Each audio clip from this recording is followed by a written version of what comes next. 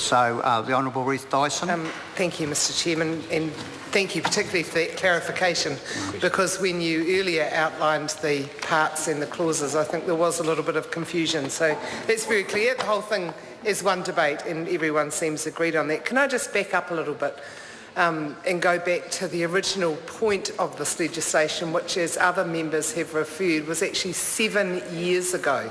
So 7 years ago, the Honourable Rick Barker introduced this legislation, and I recall the debates at the time. They weren't as heated as some of the gambling debates which we've had around, you know, the behaviour of the government, for example, with Sky City. There was a lot of cross-party agreement on the need for the legislation. The issue of problem gambling was becoming more and more known to members of Parliament, and I think there was a genuine desire to address that. But there was some concern at the time that the legislation was very prescriptive and therefore it would soon become dated and we'd have a need for amendments to update it. I want to ask the Minister, who, despite our political differences, I think we've got an understanding of how each other works, and I think that the Minister would have considered it. What I want to know is, what's the tipping point in terms of definitions that we know will become dated but we don't know how, having them in primary legislation as opposed to schedules? And I'd be very interested to know, not that it's going to make a difference in terms of support or otherwise of the legislation, but in terms of the best way of either redrafting or amending legislation such as this in the future, where we know that practices will develop and practices will change, the current definitions will become redundant.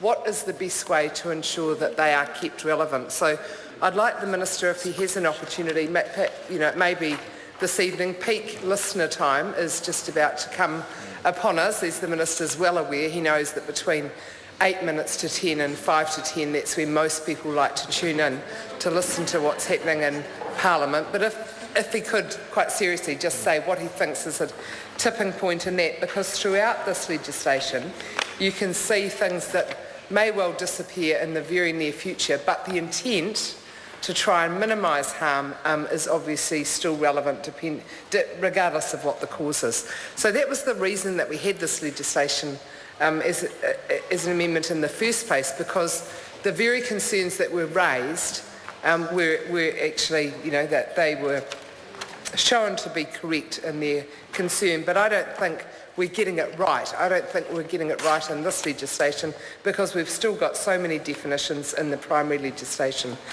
Mr Chairman, I want to have a look at, in part one, the definitional issues are the ones that I think Stuart Nash, perhaps Chris Hipkins as well, referred to.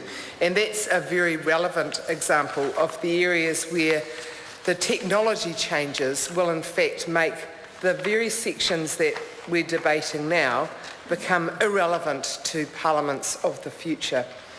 So that's my primary question. What is the tipping point for definitions such as this, which are at the heart of the legislation? They're not minor, they're at the fundamental heart, because they describe the triggers for either offences or other regulatory regimes or controls that are put on. So they are the very heart and soul of this legislation are included in the definitions.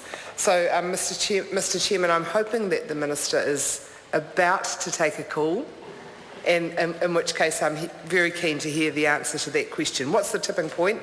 What can we safely leave in primary legislation and not have to come back and spend the time of the House in future doing amendments when we all agree on the primary purpose of the legislation, and what could more usefully be put as a schedule, which can then of course be updated by Order in Council, particularly given that the Minister is well aware of the fact that there is widespread agreement in this area.